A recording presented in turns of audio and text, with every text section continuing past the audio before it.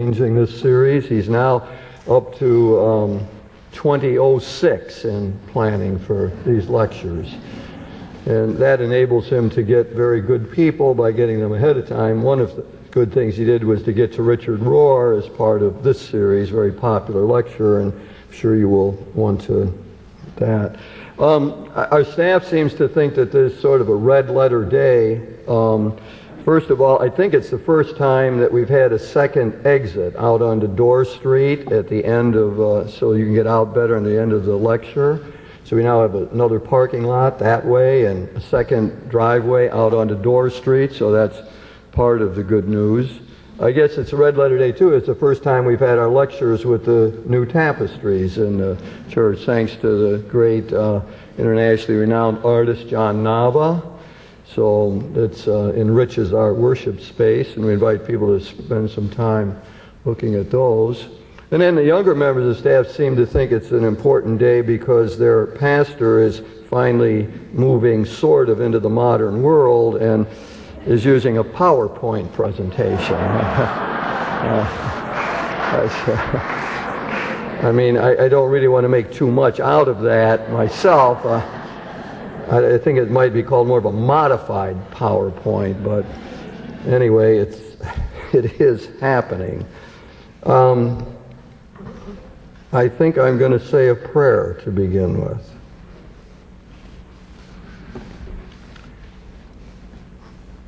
Almighty God, may we learn something this evening from the drum major for justice, the one who stood up for truth and righteousness.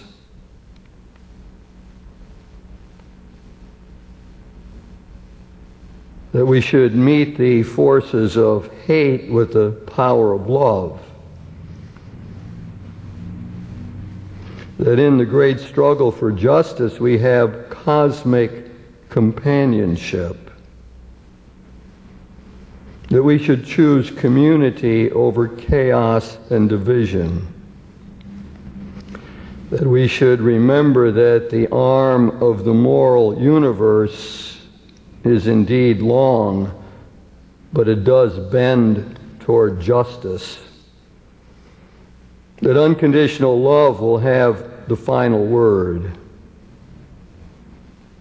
And that right, temporarily defeated, is stronger than evil triumphant.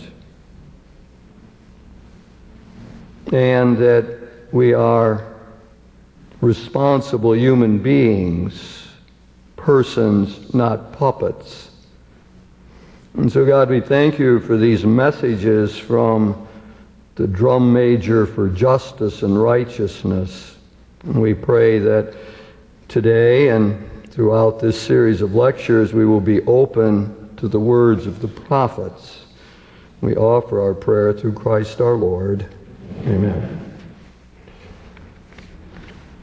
Well, I have the happy responsibility of dealing with Dr. Martin Luther King.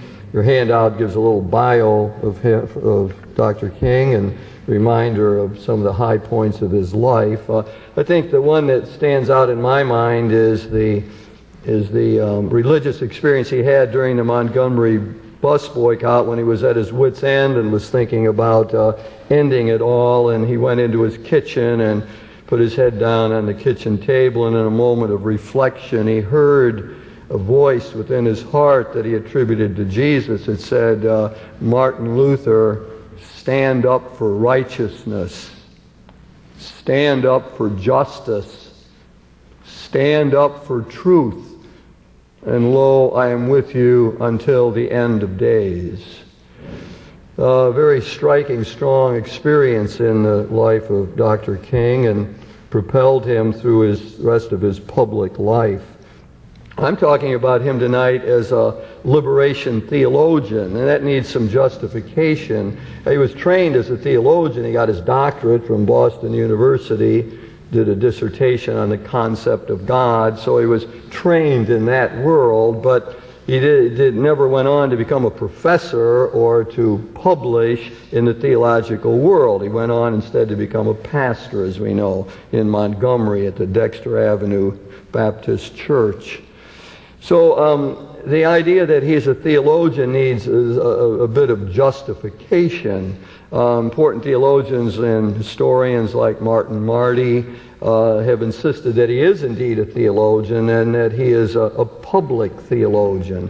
Theologians address different audiences. Some write academic works for the academy, for their fellow scholars. And some do theological work for the church as a whole. And others address society. And I think we could locate Dr. King as one of those public theologians, one whose message was directed to the larger society and to the world, indeed. And he has a distinctive American voice, which becomes really important as we think about him as a liberation theologian. He's rooted in the American experience, speaks out of that. So I do believe that by looking at his speeches and looking at his sermons, that you can detect a coherent theological vision. Although, he never wrote that out or spelled it out, I believe that you can discern it in that, and that was one of the reasons he was so effective, that he did have this coherent, organized outlook on the Christian faith, a coherent theology. It was formed primarily in his Black Baptist church background. There was a lecture on campus a number of years ago, gave an hour and a half on Martin Luther King, and never mentioned the black church, never mentioned his Baptist origins, never mentioned his theological education. It was a sign of the times. It was a secularized version of Martin Luther King, which you can do as a social activist and proponent of nonviolence and so on. It's very easy to do. But I think it misses the primary influences on Dr. King, which really was his upbringing in the Baptist church. And then his theological studies were important. He studied the major theologians of his time. He dialogued with the whole intellectual tradition. He read widely. He was good at the theology. He could have been a professor. There's no doubt about it. He had the framework and the learning and the interest in all of that. In terms of my own preparation for this lecture, I've been very influenced by this book, Ring Out Freedom. How many people here have read this? The author will not be happy about this.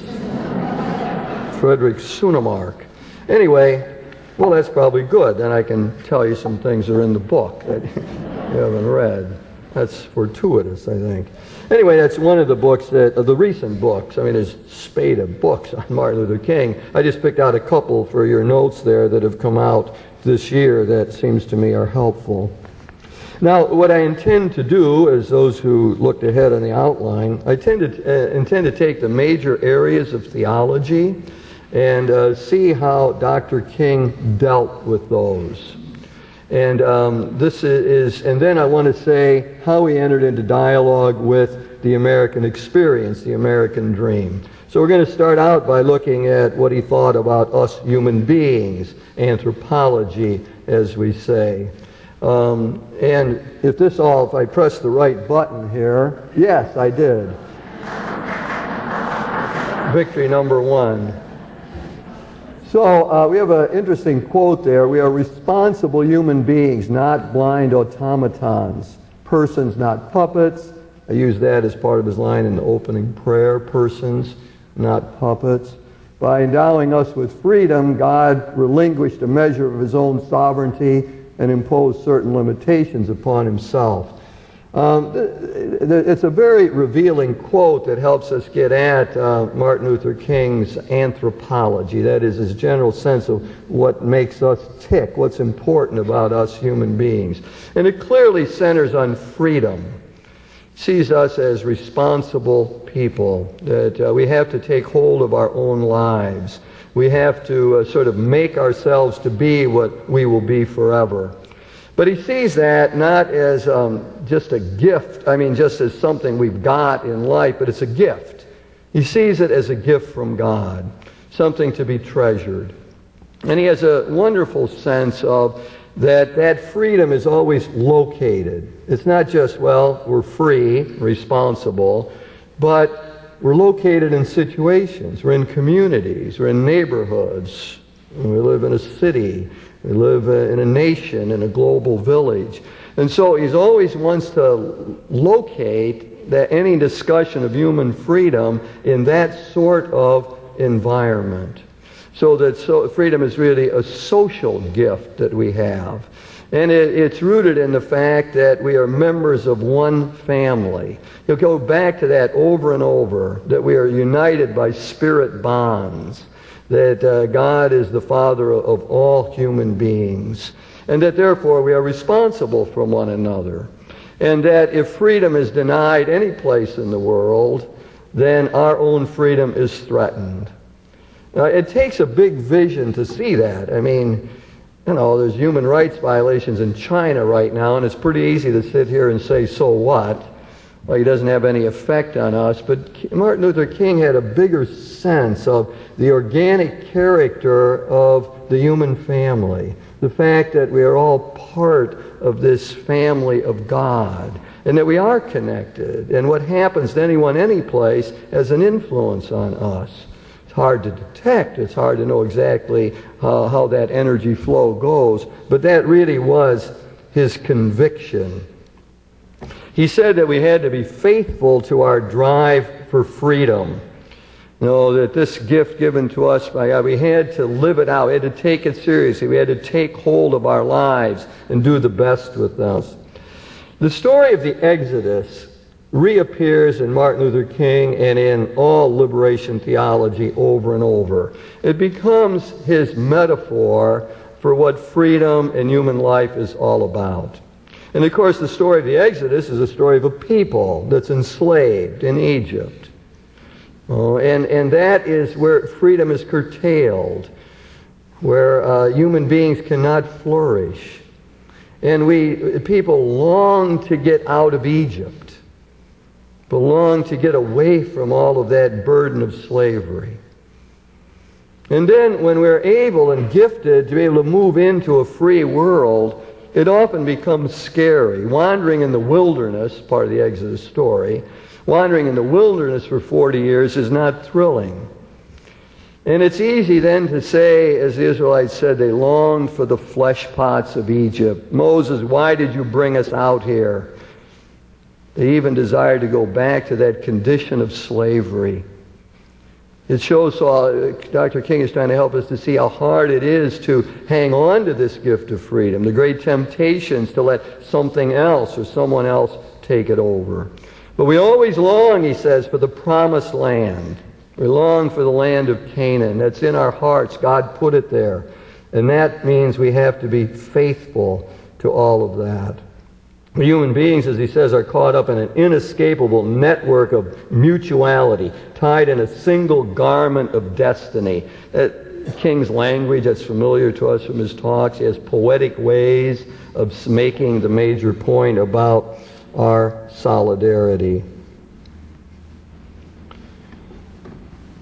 He understands that social sin is a problem for us, that we can get caught up in institutional evil, and that institutions are often enslaving. I mean, one could think of some of the analyses of life in the corporate world, where one wonders whether one has freedom anymore, where there's so many constraints. Or one might wonder these days about life in the church, in the institutional church. What kind of freedom do we have within these structures? What kind of freedom is there in the university? And so there's often a sense that whenever these institutions are taken over by social sin, somehow or another, our freedom is diminished. We come back finally to his great insistence that we have the image of God in us. And that image stamps us with this responsibility and freedom. He wants us, as we try to work our way through this, to have tough minds and tender hearts. Tough minds are to see through the enslaving elements in our culture. It's just too easy to go through our period and not recognize the coercion, the way the media can affect our outlook, the way our worry about our own image can affect the way we deal with people, the peer pressures, societal norms that impinge upon our ability to act out of a center of freedom. So freedom is a gift from God, and we need to use it responsibly.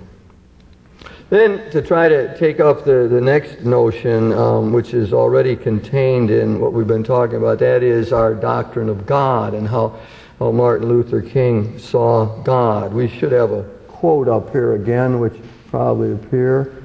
He's great with imagery. It says, God has two outstretched arms. One is strong enough to surround us with justice, and one is gentle enough to embrace us with grace. A beautiful image, two arms of God. And it sort of structures the way he ends up seeing God or talking about God. God is a God of love, embraces us, and God is also a God of justice that will right the wrongs upon this earth. Oh, he's good at coming up with these phrases, of who God isn't. I've listed some of these. He doesn't want God to be a cosmic tyrant who with Gestapo-like tactics invades our inner space. That was contained in the first quote. Did you notice that? In the first quote that was up there, God limits the divine power out of love and compassion for us. A limitation. In that sense, Martin Luther King is a very contemporary thinker. People will get that same notion if you read Rabbi Kushner and When Bad Things Happen to Good People, or read Karl Rahner's works on freedom. They're the same idea when you're balancing out God's omnipotence and God's love. For Martin Luther King, the love precedes and the omnipotence is circumscribed. God freely gives up power, and one of the ways God does that is by respecting our freedom. He respects our freedom and doesn't invade our space, as Martin Luther King made clear. God is not a despot who intervenes now and then, not an almighty monarch who deprives us of our freedom. And then a great line which links him with the great theologians, that a penumbra of mystery always surrounds God. A shadowing of mystery always surrounds God. It puts Martin Luther King in with the great theologians who have always understood that God is beyond our words. So Thomas Aquinas said that even in heaven, in the beatific vision, God remains incomprehensible. Aquinas said the most important thing you can know about God is that we don't know God. If we think we've grasped God, then we've got hold of the wrong thing. There's Thomas Aquinas up there speaking to us. God is finally inexhaustible. God is finally incomprehensible even in heaven, in the beatific vision. God is, as King says, surrounded always by a penumbra of mystery. So God has these two outstretched arms for us, one showing justice and one showing grace and love and mercy.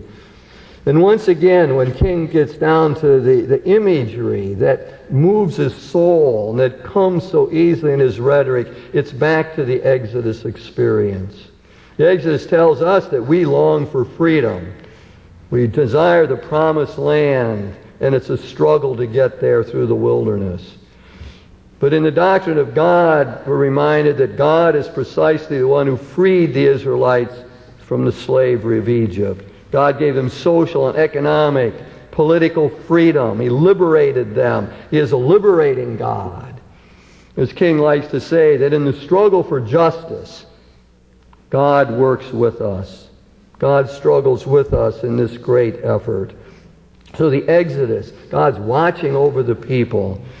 God, however, demands, He doesn't like it when they make the molten calf against His will.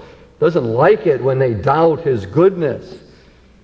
This is not a weak God that King puts before us. It's a strong God of justice. We are accountable before that God. And so The Exodus, once again, gives us his feeling. He's a God of liberation. He doesn't like slavery. He struggles against that, wants human beings to be free and liberated in every way. Then I want to turn to Jesus Christ and his sense of the Lord as we're sort of working our way through all of this. How about that? The life of Jesus is the ultimate proof that ideals are always within our reach and that our spiritual side can determine our material being. There we can see, almost hear King delivering that as we see him in the picture there.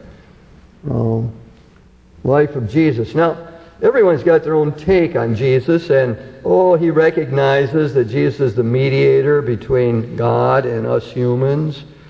And he knows out of his Baptist tradition that Jesus has redeemed us by his death on the cross. But looking through his sermons and so on, I don't see that as so prominent as we would expect from somebody with a Baptist background. I think he moved beyond that. He didn't like some of the emotionalism in his Baptist training. When he did his theological studies, he had to try to position what he had received in his own heritage, which he always remained faithful to. But he sees Jesus very often as the wise teacher. Jesus is the wisdom of the Father. He knows the secrets of the Father. And through his example and his teaching, he shows us how to live. He is, as King says, what every person should strive to be. Well, I like to say he's the best we've produced, and thus worthy of imitation. So we see he's a teacher, he's a storyteller, he's one who in one way or another tries to get us to understand what it is all about. As King says, his great Sermon on the Mount, which is very important to Martin Luther King, is a message that the whole of civilization needs. That we can't make it without remembering what he told us in the Beatitudes and the Sermon on the Mount, what he told us about nonviolence. King is one of those that picked up in his own way. He had his own language. When he would talk about Jesus, any of the church things, he would put it into a modern idiom, which is really, I find, interesting. We'll see that throughout. But he's one of those persons that wants to show the limitations. He said Jesus never wrote a book, held an office, had a family, owned a house, went to college, or visited a big city. Well, I guess he visited Jerusalem, but he had no credentials but himself. No portfolio, no degree to show people, nothing to hang on the wall. He didn't have any of that. Public opinion turned against him, King says. You can sort of hear the modern idiom. Public opinion turned against Jesus. They saw him as a troublemaker, an agitator.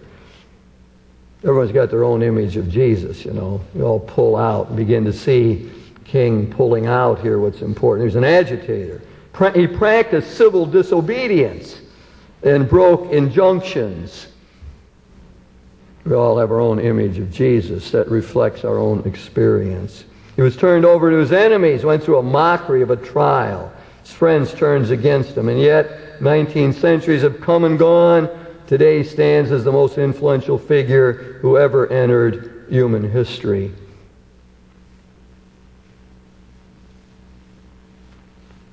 King loved Jesus as a storyteller, as a teller of parables.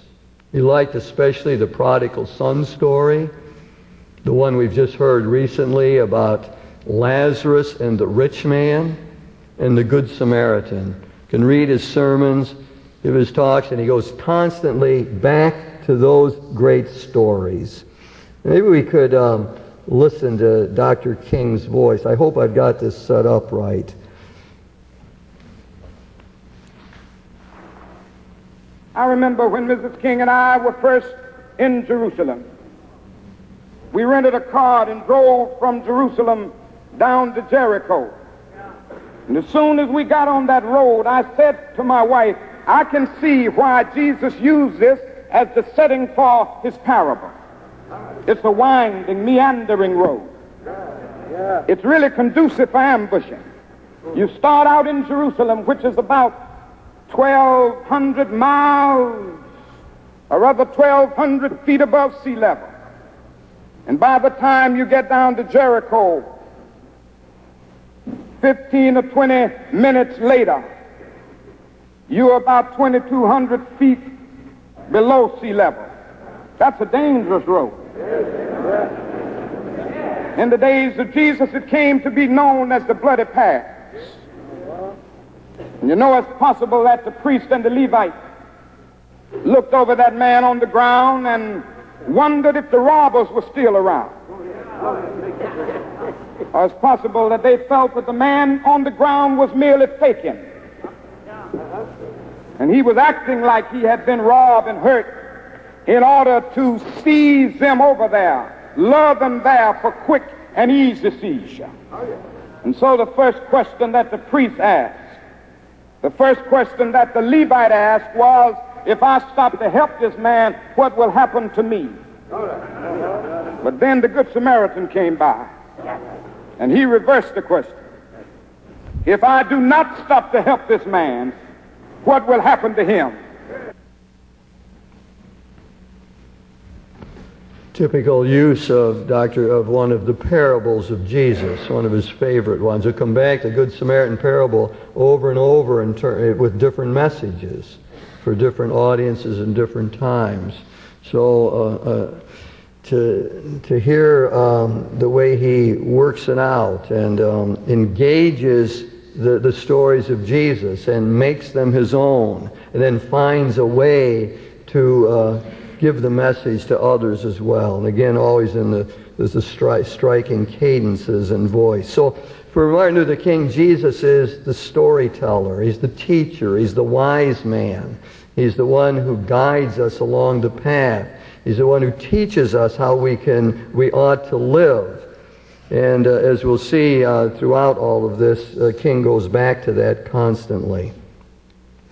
Then we move to the notion of the church. So what I'm doing here is taking the major areas of theology and seeing how King deals with them. So we've seen anthropology, what he thinks about us as free people, what he thinks about God as the liberator, people, Jesus, the wise man, and now we look at the church. Church has the task of saving the soul of America. That became the motto for the Southern Christian Leadership Conference, which Dr. King established. He saw the church as the guardian of morality, the instrument of trying to help society improve itself. He did at times talk about the church as the body of Christ, familiar language to us, but it's not his major metaphor. The church is a teacher again. The church is an ethical guide. It's the guardian of morality in our world. And what should the church do for us? See, he was a preacher. That's how he thought of what church is about. You get up and you instruct. You know, and one of the ways the church instructs us is to give us a bigger perspective. So it's easy to live in a narrow world, but he thought the church ought to have a larger message, a transnational message, big vision of what the world is all about.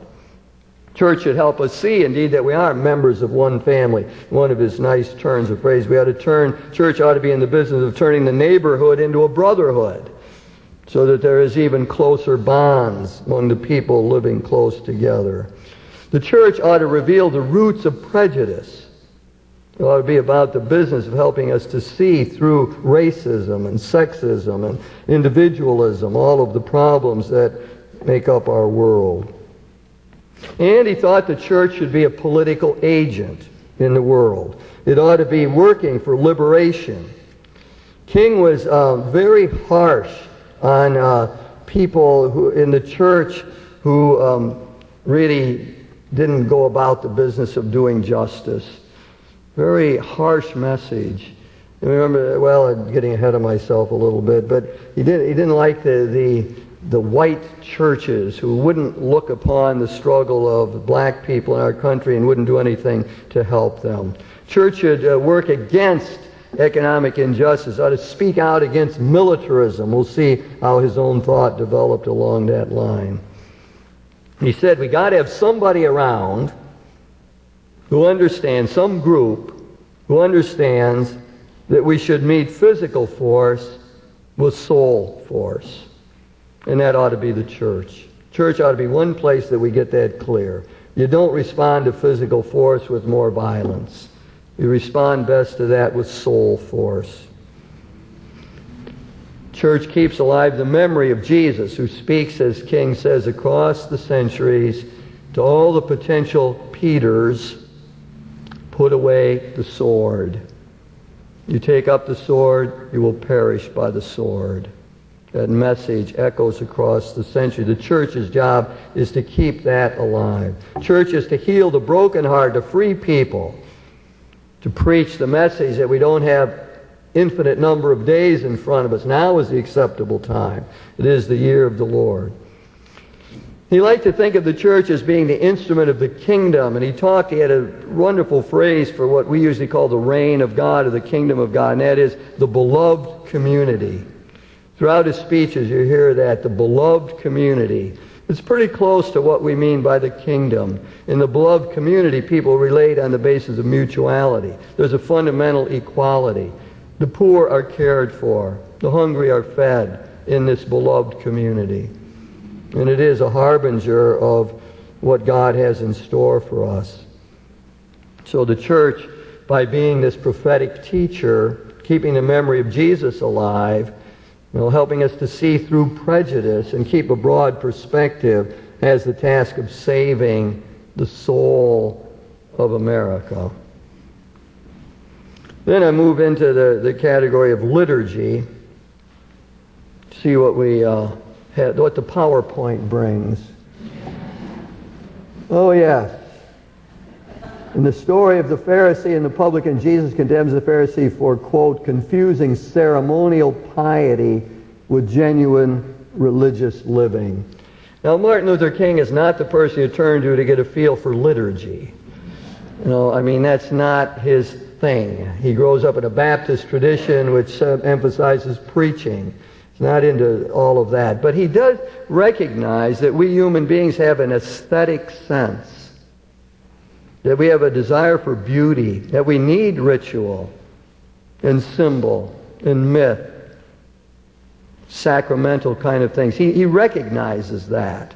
And he thinks that Christ speaks to that aesthetic need that is within us. That's how he understands it. But his great fear is that the aesthetics will overwhelm the ethics. That we would caught up, like the Pharisee, in the ritual purity and so on, coming to Mass for us, and not get around to doing the work of loving the neighbor and spreading the kingdom of justice and peace in the world. So I think that's maybe his sort of major contribution to this notion of the liturgy. It's important, he sees that, but we shouldn't confuse liturgical piety for the task of making the world a better place. And then to speak about the general area of morality and what Dr. King has to tell us about all of that. We need this vision to see in this generation's ordeals, the struggles of his time, the opportunity to transfigure both ourselves and American society. That's very revealing. When you look carefully at his sermons, there's almost always a twofold message. One is personal, change your heart, adjust your attitudes, get in tune with the message of Jesus, try to do the will of God. And secondly, work to transform society. It's a pattern that you see over and over in the way he constructs his sermons.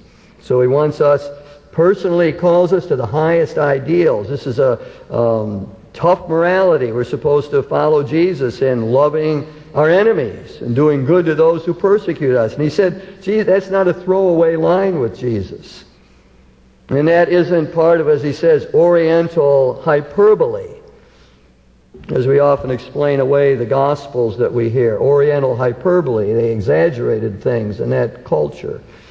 But that he meant it and was serious about it. And that without it, We can't get any place.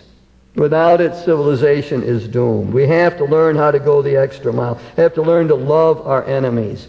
And he said that doesn't mean affection. We don't have to be affectionate towards enemies. But it does mean that we can't pin our enemies down to their failures. We can't just tie them to their sins. We have to see them as bigger than the way they offended us along the line. And out of all of that was King's notion of civil disobedience. See, I think he got the idea originally from Henry David Thoreau and reading Walden, as many others did in the past. The idea in his essay on civil disobedience, I think that was part of it. But the real root for that is found in the message of Jesus. Blessed are the peacemakers, and blessed are those who turn the other cheek, and reminder to put away the sword, because you'll perish by the sword. So that he developed this whole idea of nonviolence. And part of what he did in this process was to dialogue with the Eastern world. In fact, he traveled to India to recover some of the roots of Gandhi. Incidentally, as we're mentioning these names, we see him up here too. Mohandas Gandhi is part of our tapestries, sort of our 10 communion of saints here. Well, Dr. King had great respect for Gandhi and wrote a lot about him, and he studied how civil disobedience and nonviolent methods as used by Gandhi, and learned from them and employed them. And of course, part of what struck him was that it was in tune with the gospel, and Gandhi understood that. Gandhi rooted his own thought in the practice of Jesus as well, although he was a Hindu. He loved the Sermon on the Mount and thought if Christians would just follow that, the world would be better off. It disturbed him that Christians didn't follow the Sermon on the Mount. But the other thing that impressed him was that it worked. That Gandhi found out a way to liberate a whole country from colonial rule through nonviolent civil disobedience. And of course it became the tactic of the civil rights movement. The sit-ins and the lunch counters, the protests, the marches. All very important in the way King directed the whole struggle for civil rights in our country. Over and over he would tell the people we can't have violence. In his speeches when things were going well, he says, we've had this large rally, all these people, and there's not been one report of violence. He would say that with great... we can't let the oppressor pull us down. And then that strong statement of his own house was firebound. Nobody will pull me down to their level of violence. Nobody will reduce me to that. I won't let my enemies do that to me. And I won't, on the other hand, try to defeat them or humiliate them. Said that after the Montgomery bus boycott was successful. We didn't win. We don't walk around saying we won or humiliate our enemies. We want to befriend them. We want them to understand us. Nobody will pull me down to that level.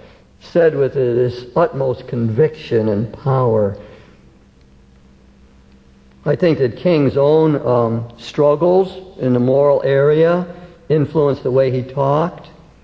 Now, I've chosen not to go into his personal life in this lecture and to concentrate on his body of thought, this theological vision that can be discerned from his talks, his lectures, and his sermons.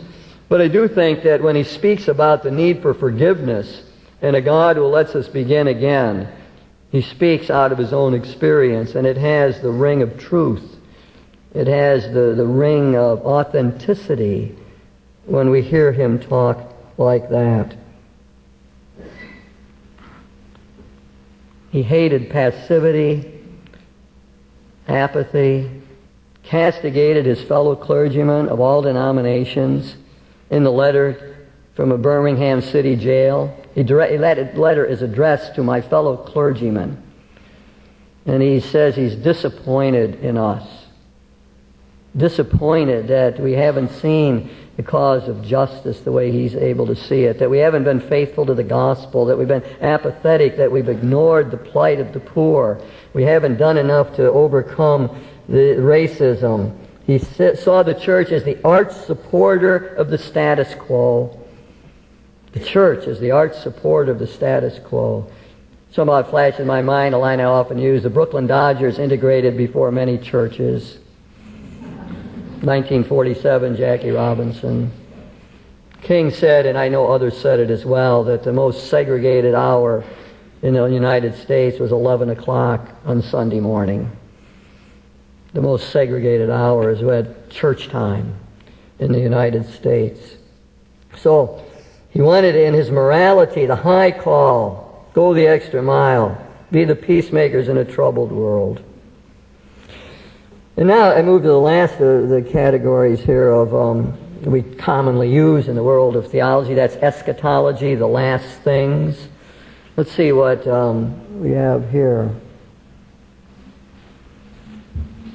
I want you to know tonight that we as a people will get to the promised land. The promised land was his symbol for the final fulfillment. So all those talks I made about the promised land. Promised land is that place where the longings of the heart will be fulfilled, where the beloved community will finally be achieved, where there will be equality. King was a great one for maintaining hope. He spoke a lot about hopes. One of the collections of his things is a testimony to hope. It's one way of seeing all that he was about. In the midst of all of the struggles, all of the troubles, all the things that were going badly, he remained a person of hope because the world was finally in the hands of God. We'll get to the promised land because the moral arm of the universe, long as it is bent toward justice. The moral arm of the universe, the sort of natural law that's built into things, moves us towards that final fulfillment. As I like to say, the evolutionary process moved towards a goal. History is not a tale told by an idiot, but part of the great divine plan. King had that clearly in his mind. One of his sermons was on shattered dreams. Shattered dreams. He talked about all the dreams of people that were shattered. Paul, he started out by saying Paul never got to Spain, the Apostle Paul, where he wanted to go. He was detained. Gandhi was heartsick over the petition of his country and the division between Muslims and Hindus. He goes through this whole list of people disappointed in life. And he says that's a lot of all of us, because always our reach exceeds our grasp. Our desires are never fulfilled. So he says, let's face the disappointments. Turn psychologist here. And he says, if we just mask it, just escape from the disappointments of life, it will come back to haunt us. It will be a demon that will take us over. It will not let us rest. His idea instead is to face the disappointments, even to embrace them, to take them on, and to do so with hope that God is in charge of the world. And he often borrowed from the great thinkers. In your notes I mention very often the part of the Western intellectual tradition that he borrowed from, like Martin Buber, who talked about I, thou instead of I, it. That was part of what he picked up. Or Hegel's idea that it's out of the struggle and chaos that something better emerges. In this case, he borrowed from Paul Tillich. One of his famous books is The Courage to Be. And King thinks that the courage to be, that root power we have to keep putting one foot in front of the other when we're fatigued and worn out and disappointed. The ability to persevere. We got Monica up there. She's the great heroine of perseverance, praying for her son Augustine, who was wayward and having all kind of troubles. That kind of courage to be, as Martin Luther King borrowed it from Paul Tillich, is what gives us strength to carry on even when things seem futile. It's so important what King's message on that, and to feel the power of the message, but that when we're torn up over the fact that we got a war in Iraq, and that we couldn't stop it, and that even though the Pope and the Bishop said it was unjust, that we did it anyway. All of the being torn up over enduring racism in our country. All the times that we try to do good and help people and help some poor people and it doesn't work. Somebody works hard to get somebody out of prison, takes care of them, watches over them, helps them in every way, and they get back on crime and drugs and end up in prison. It's a disappointment. What do you do with that kind of thing? And King says we have to have the courage to be. We have to have that inner strength that comes from the image of God that's stamped in our heart. We need to keep alive that virtue of hope that finally God is in charge of all of this. So for King, it's the promised land. that imagery, and he said it so well. Well, I don't know what will happen now. We've got some difficult days ahead. But it really doesn't matter with me now, because I've been to the mountaintop. I don't mind. Like anybody, I would like to live a long life. Longevity has its place. But I'm not concerned about that now. I just want to do God's will. And He's allowed me to go up to the mountain. And I've looked over.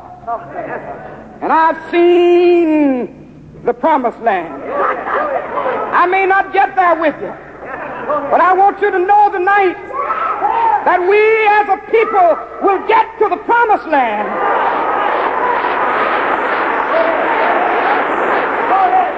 So I'm happy tonight. I'm not worried about anything. I'm not fearing any man. Mine eyes have seen the glory of the coming of the Lord.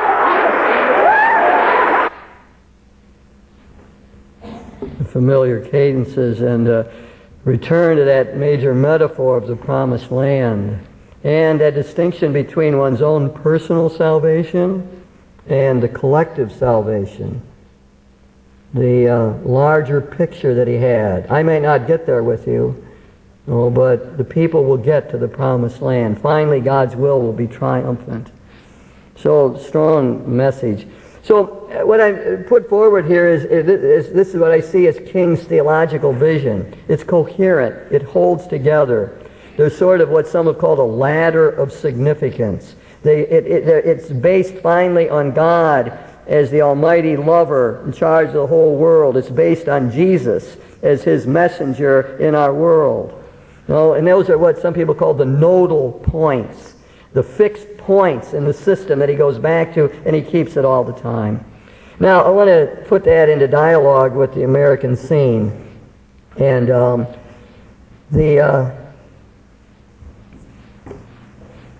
all theology has to correlate. It's got to try to put it into terms of the culture in which we live.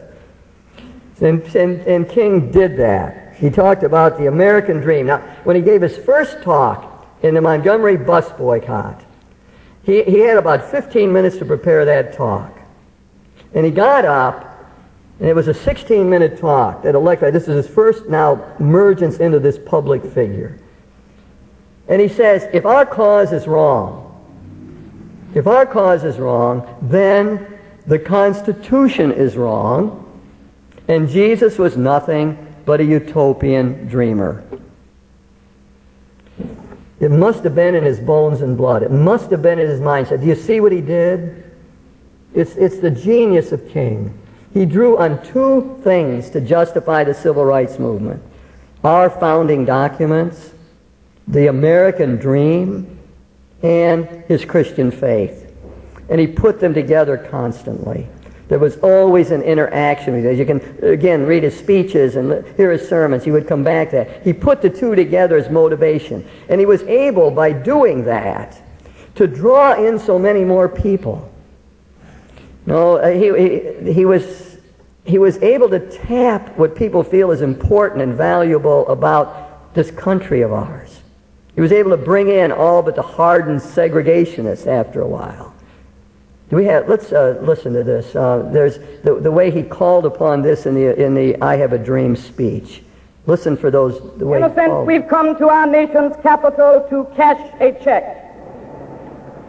When the architects of our republic wrote the magnificent words of the Constitution and the Declaration of Independence, they were signing a promissory note to which every American was to fall heir. This note was a promise that all men, yes, black men as well as white men, would be guaranteed the unalienable rights of life, liberty, and the pursuit of happiness. It is obvious today that America has defaulted on this promissory note insofar as her citizens of color are concerned. Instead of honoring this sacred obligation, America has given the Negro people a bad check A check which has come back marked insufficient funds.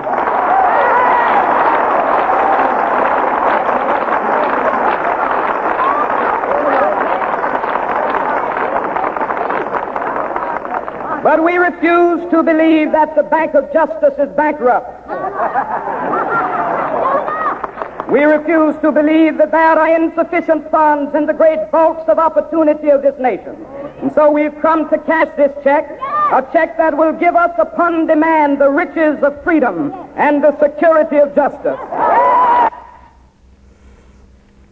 Calls on the American dream over and over. As he moved through, and it was successful. You got the civil rights legislation, the voting rights legislation in 1965. Very successful. And then King began to see that it was not that simple.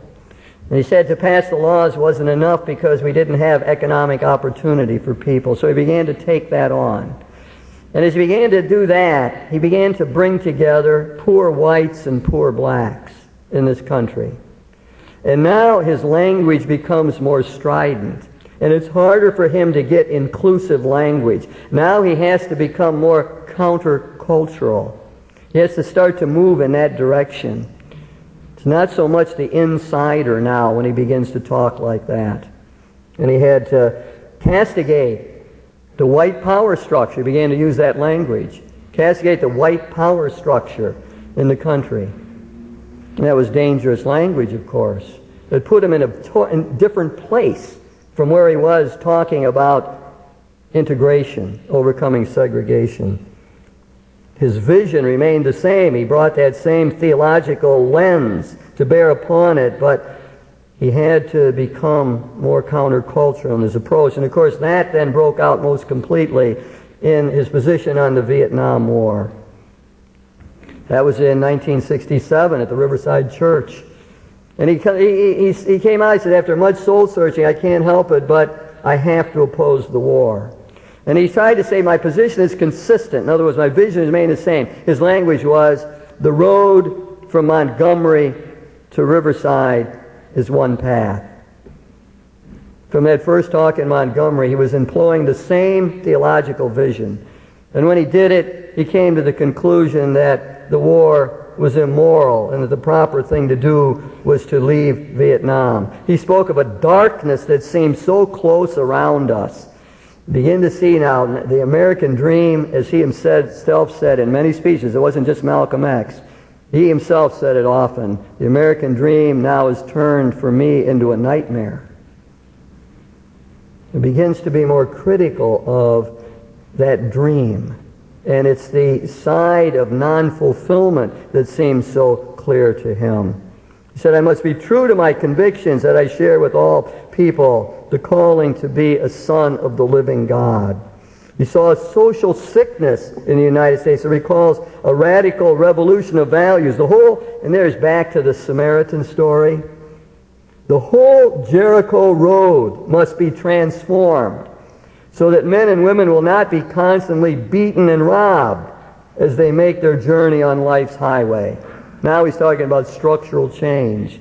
He's talking about institutional problems. The whole Jericho road has to be cleaned up if we're going to make progress. So as he opposed the Vietnam War, it was at great cost, as people know. His great ally, Lyndon Johnson, who helped pass the legislation that he desired and needed, the civil rights legislation, the Voting Rights Act, and it supported Dr. King in so many ways. King knew what would happen, and it did. Create a breach between him and President Johnson.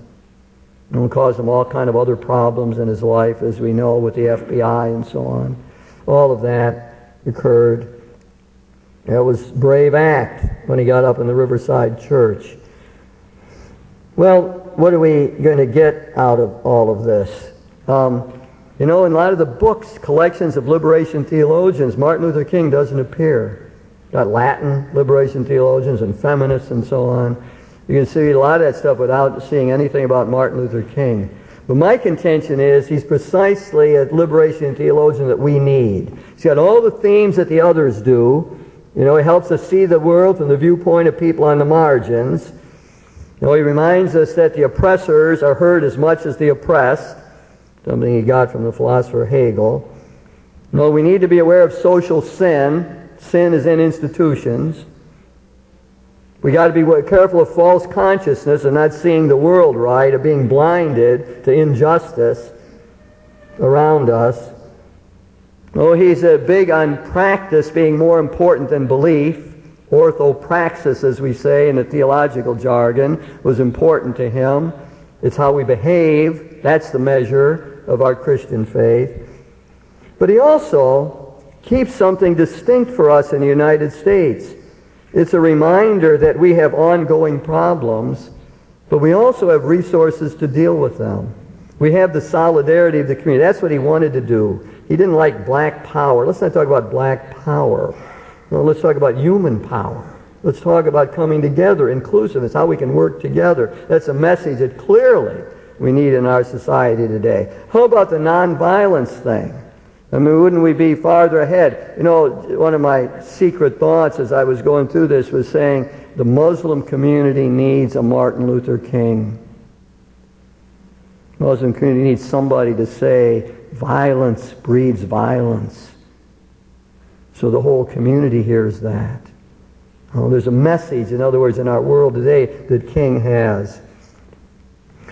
Well, Martin Luther King, I raise him up as a liberation theologian, one that speaks to us yet today of human solidarity, broaden your vision, and figure out some way to try to work with God in this great struggle to create justice in the world.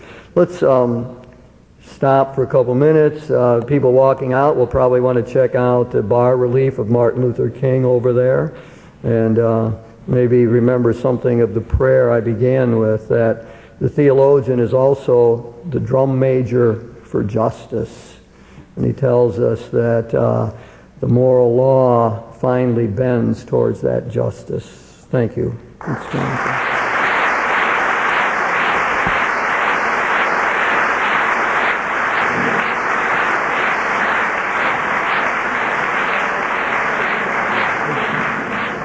Just a couple-minute break, and we'll have some comments.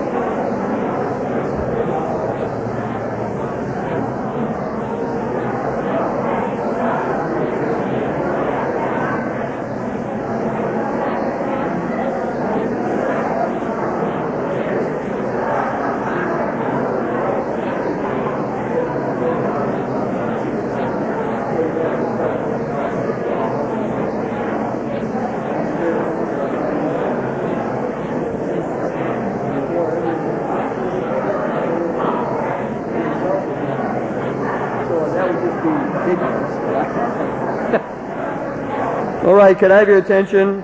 We're open for comments and questions.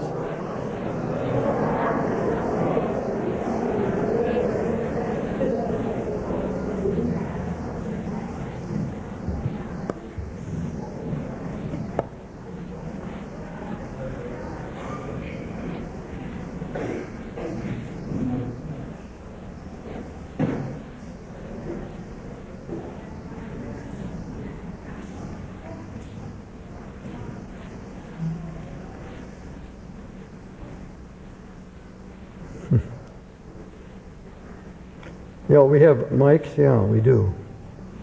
So all these people are clamoring for the microphone. The best thing you can do is line up down these aisles and don't elbow for position. Just try to be civil. We'll get to most of you. Oh, we got a microphone not down the aisle, but that's all right. This is not a question, but rather an observation about his final speech. It certainly sounded like he had a premonition of imminent death.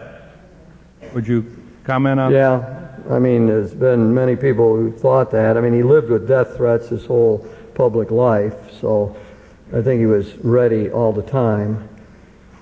And it was a particularly intense period.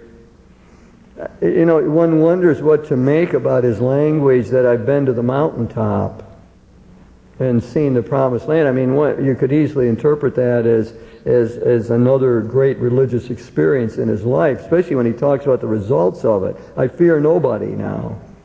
I'm not afraid of anybody. I'm not worried about anything.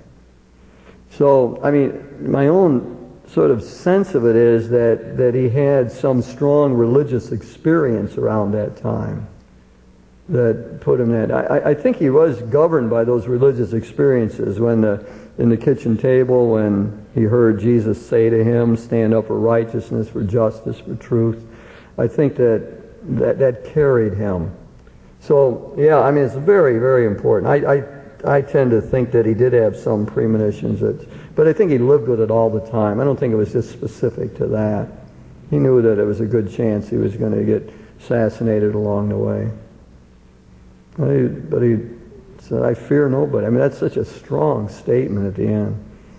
I put greater weight when he's saying, like, I may not get there with you. That was part of what I think reinforces that idea. Katie will take that to Sister Patricia back there afterwards. Can I ask a question? You certainly can, yeah. The person who arranged this whole series and who is up to 2006. That's right. Someone just recommended in the back that I bring you back in the future. I'm glad to hear that. And we'll take it under advisement. Yes, I'm glad to hear that. One of the things that most interests me about Dr. King is his understanding of nonviolence. When you look at the Christian tradition, I think maybe it's possible, or not just the Christian tradition, the broader tradition of nonviolence. You can see two strands at work. One would be somewhat more utilitarian, which would see nonviolence as an effective tactic to bring about social change. And then another strand which would say, well, maybe it will bring about change, though in fact many of the advocates of nonviolence were somewhat skeptical about whether it would bring about social change. John Howard Yoder would be an example. But that there's a deep kind of theological and spiritual imperative for nonviolence that has its own integrity, whether it's successful or not. Some of King's statements seem to reflect that more utilitarian nonviolence as a tactic. Others of his statements suggest much more that deep-seated witness to a way of being that has an integrity, whether it's effective or not. I was wondering if you'd like to comment on how you see his thoughts. It's really, obviously, you heard it's really well laid out, as Rick always is able to do. One of his great talents, lay out a question. See, but I mean, my own sense is that King was propelled by events. That, I mean, he took this job as in the Dexter Avenue Baptist Church in Montgomery and not having any realization that Rosa Parks is going to be thrown off a bus. No, I mean, it all sort of unfolds, and he's thrown into it, which makes me think that, at least at that point, that the dominant thing is utilitarian, that this is a method that's going to work. And in fact, much of when you read about how he was coping during that time, he was very success-oriented. It didn't sound like Gandhi, who says, renounce the fruits of action. I mean, Gandhi's major principle was, renounce the fruits of action. Don't get hung up on success or failure. You do it because it's right, and you don't worry about whether it comes in. Now, how true that was even for Gandhi, I've often doubted, but that's his verbalization. Renounce the fruits of action. Don't get hung up on success or failure. I don't see that in King either articulated or as part of his mode of operating in that situation. So I always have seen him as it is for many of us, we're propelled by the events. And greatness comes when it matches somehow. When the unfolding of history meets somebody who's got the wherewithal, the integrity, the inner strength to meet it. And I think that that's what he did all the way along the line. He wanted to be more reflective. When he went to India and dealt with the Gandhian tradition and talked to people about Gandhi and all that, he came back resolved that he would spend an hour a day or a period of time, at least once a week, I think it was. Yeah, it was once a week, that he would set aside time for reflection and prayer and so on. And he wasn't able to keep it. He was disappointed, but he wanted to do that. So, I mean, it seemed, you get the picture of a guy who was just propelled from one event to another, you know, and is constantly harassed, and, you know, and his family is threatened, and sort of a purity of nonviolence for the sake of the gospel. I don't see it. I mean, you can find some statements, but I'm far on the other side of that question in analyzing him. And I suppose doubtful about Gandhi.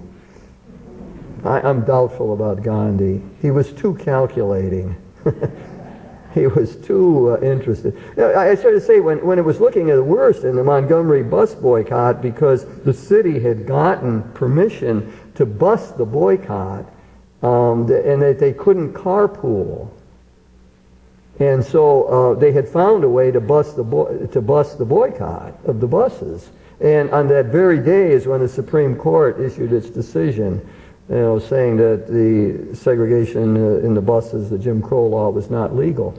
And King, when he saw what was coming before he knew this, was really despondent. I mean, he was very upset. He was about winning. Winning that fight, not to defeat the other person, because I think all that was genuine.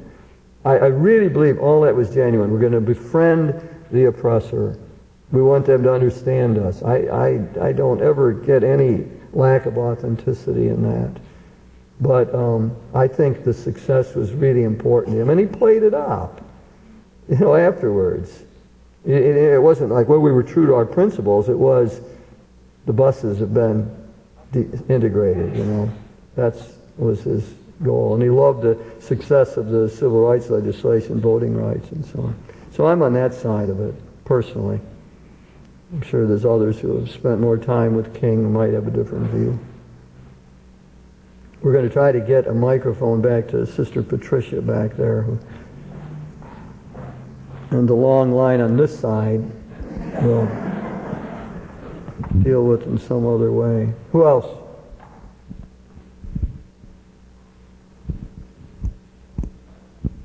One of the great, I one have of the two great, questions. great peace activists, justice activists in our community. Thank you for being here.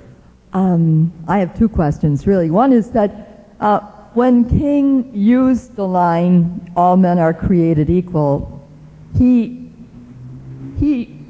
surely must have known that at the time that was written, it was never intended to include male slaves or women slaves. Women. And does he talk about that anywhere? How in a sense, he appropriated that line for his purposes, although the intent at the time certainly would not have been to include Martin Luther King.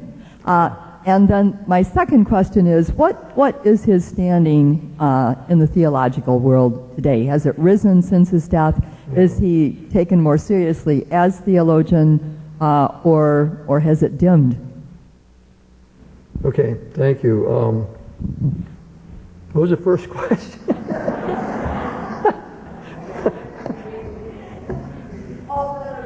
Yes, thank you. You have a good memory. Very good. I've looked for that and haven't found it, but that doesn't mean anything. I'm not a scholar on King. It appears to me as though he used the founding documents in just like a generalized sense without parsing them out very much. I can't remember any place where, or even having consciousness about the language, sexist language. It didn't seem to occur to him. That's, again, my general impression, that he used those uncritically. That those documents said, something about freedom and unalienable rights, and we hold these truths to be self-evident. That, I think, that part is more thought out. That is, we hold these truths to be self-evident. He did believe that there was a moral structure in the world. That all that poetic language about the arm of the moral forces bent towards justice. I mean, he believed that. There was a logos structure, a rational structure in the world, and that we could discern that. It was not any kind of relativism. I mean, morality had an objectivity to him. And so he did think those truths were self-evident and that we could draw on them. But the second part, I believe that he accepted uncritically, and I'd easily stand corrected. I've been looking for that, though, because you see what happened as he went along, he did become, in one sense, more critical of the American dream. That's what I was trying to portray. He had three big issues: racism, poverty, and militarism. That's a triad that he comes back to over and over. Racism, poverty, and militarism. Well, he was great on the racism because he could mobilize public opinion easily. It was a clear right versus wrong. A clear justice versus injustice. And the dominant population could see that. I mean, the Jim Crow laws were bad. And it didn't, so he could mobilize opinion around that. But when it came to the economic questions, and even more so to the militarism connected with the Vietnam War, then he had to think through more carefully the American dream and to see if there were flaws in it itself, if there was something wrong at the core of it. And I think that's what he began to hint at poetically again, because he's not really a theologian in that practicing professional sense like Dr. Gallardi is. He doesn't do that as his full-time job. He's out running around leading marches, and trying to keep his family alive and so on. So he doesn't articulate that, but that poetic language, that a darkness has seeped in, into the structure. That's the poetic language makes me think that he became far more critical of what we call the American dream. And especially when it turned to economics. I mean, the civil rights laws weren't enough. We weren't making the progress. I keep thinking, what would he do now, coming here and finding how many people don't have health insurance? How many millions of people are living below the poverty line? So he began to, when he moved into those areas, his discourse changed. And I think his perceptions changed. And he realized it was something else. You had to get some structural changes there in the center of it all.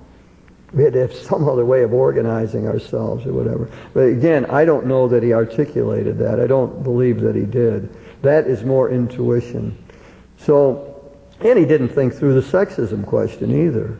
I mean, no place that I've ever seen did he, say, well, he did at one quote, he did say men and women, sons and daughters. He has said that in some of his later talks, so maybe that was an indication. But I never saw any sustained critique of sexist language at all. in him. My sense, in the second part of your question about in the theological world, maybe Rick will comment on this, is that he's not esteemed that way.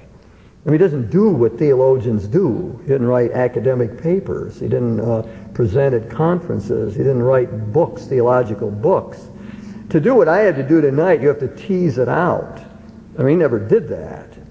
And I think that while you have a few people, like I quoted Martin Marty and James Cone, great black theologian, they both want to affirm loud and clear that he was a theologian.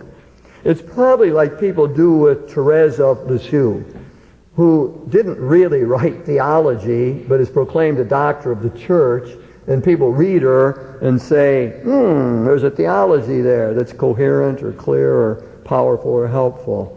I think that's what people do. So James Cone, I just cite those two people as individuals who I know, wanted to affirm, no, he's a theologian, and he's a public theologian, and he's good at it because he found a way to get an audience. He can speak to the public, where most theologians are running around writing books and articles that only a few people ever read and the large public never heard of. So I think it's important that to raise him up as a theologian. In other words, that's very purposeful on my part. I've told that, Rick, over the last few years, that I think that we are better off if we do that. You see, the dominant thing has been to import Latin American liberation theology, and I have great respect for Gustavo Gutierrez, and Leonardo Boff, all those people, but they're working in a whole different situation. I mean, it's one thing to preach in the barrios of Lima, Peru. It's another thing to preach here in the United States, even in poorer areas. Well, and in other places, Oscar Romero, you get up and talk about justice like this, and you're going to get shot. Of course, King got shot here, but we got a lot of theologians walking around the United States who aren't worried about getting shot. Probably because we never say anything provocative enough, yeah. But the other reason I want to raise up King is you need an indigenous United States liberation theology that speaks to a system that we've got where we do elect people. And Nixon didn't choose to get the army to back him to stay in power. I mean, he got in a plane and left. And we have no history of that. Of all the stuff that's known in Latin America and what goes on in regime change and so on. So we got another system. And you need a way to speak in this system. I mean, you and I, Pat, have had many conversations about that. The question in my mind is how can you be effective? I mean, I'm not for purity in trying to stop the war in Iraq. I'm for how you get it done. I'm in the same place in the article on abortion. I mean, the question is how do you reduce the abortions, not how are you pure on the question. It's not good in our country to have over 1 million abortions, so how do we reduce it? I want pragmatic approaches. And that's why part of my answer to Rick is, no, he knew how to get it done. He got things done. He was a friend of presidents. He knew how to use that power, but he didn't co-opt them. He remained a man of principle, and when it came down to real principle, then he opposed Lyndon Johnson and hurt all the chances for getting other social legislation done. Got himself into trouble. So he was a pragmatist in that way in my mind, and that's why I want to raise him up. It's one thing to speak, use Marxist categories in Latin America that fit that economic situation there that don't really fit here. King knew Marx, and he used his stuff, and he thought that he was helpful in some ways, but he also thought that it didn't apply totally in our situation. Last one, Bruce. Oh, Josie, yes. You're on. You mentioned the quote. You're going to advertise the fact that you got a lecture coming up? Well, if you'd like me to do that, I can do that, yes. Bishop Tom Gumbleton will be speaking at Heidelberg College in Tiffin on October 21st at 7 p.m. in Tiffin. So his topic is the Iraq Crisis, a Moral Perspective. And Josie's done great work in organizing peace efforts in her area. Good to have you here. The quote that the 11 o'clock hour on Sunday morning is the most segregated. It seems that perhaps that's still true, and we could look around an audience like this and we could see that that was true, or I see it at the institution where I teach and we're concerned about it, or Pax Christi is concerned about it and has begun an effort to counteract racism in the peace movement. Their movement is called Brothers and Sisters All. When I've gone down to the SOA vigil in Fort Benning, Georgia, I've noticed that vigil, of course, is on the behalf of the peoples of Latin America, and yet you don't really see Latinos that involved with that vigil. So I've seen a number of problems like that, and many of us talk about it. And I wondered if you had any comment about that problem of being together in our worship and in our work for justice. Yes. Well, I mean, if we're going to limit this to African Americans, and if I take a positive stab at it, one of the good things that our Catholic community has done is try to keep inner city schools open and try to, in that, do our part that way, reach out to that community. But, vast majority of African Americans are not Catholics. So it is hard to have parishes where going to be. I mean, there just aren't that many African American Catholics to make a clear presence in average parishes around. So, I mean, I don't know what you end up doing about that, But my sense is that we need to serve the African American community. Incidentally, in speaking about that, we had 3 African American women here who came for this talk, which I was very proud to have them here. But Corpus Christi University Parish has played a major role over a number of years in getting them into the mainstream, jobs and a place to live and so on. So I don't mean that to be so, critical of anything right at this moment or in this parish, but just a general, about I'm trying to answer it in some particularity, so try to weave around what you're saying. So, I mean, that kind of thing, I think, needs to be done. Dr. King was all for forming coalitions. Now, how do you do that? How do you make that happen? Well, one of the things, in your work and the peace movement and so on, I think the language. Well, you and I just had a conversation about how do you title the talk, or how do you title an ad you're putting in the Chronicle and so on. My sense is title it in a way that's going to draw more people in and not push people away. That's my own sense of it, and that we should do that across the board. We have to figure out how to unite. That's why, as King said, talking about black supremacy is as bad as talking about white supremacy. He didn't want either one. He wanted the inclusive community, the beloved community. So I think we need to figure out how we make coalitions like that, how we can come together around issues. That's what King was about in the Poor People's March. There's poor whites and poor blacks that bring them together. They have common cause. How many we got 40 million people without health insurance? How do we mobilize that to be some sort of a political force in our world? We got all these people living below the poverty level. But the general strategy is to bring together and not divide. And that flies in the face of almost everything that's going on now. Every issue gets polarized before you can get off square one. You got polarization, and it seems to be almost no ability to have some give and take where we could, we don't agree on everything, but let's work together on something. Immediately the responses are all negative. You're either totally for us or you're against us. My sense is let's look where the issues where we could work together and say we could get something done. So it's pragmatic again. That's a very provocative question and requires a better answer, but that's it for tonight. Thank you. Oh, there's more in this series, right, Rick? There's other people coming, including Richard Rohr and Dr. Gallardi himself, who will speak in this series. So we encourage you to come back again and bring a friend. Thank you.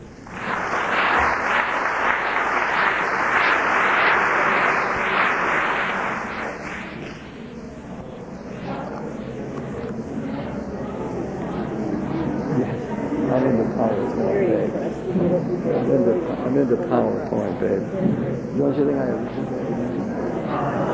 Press the buttons.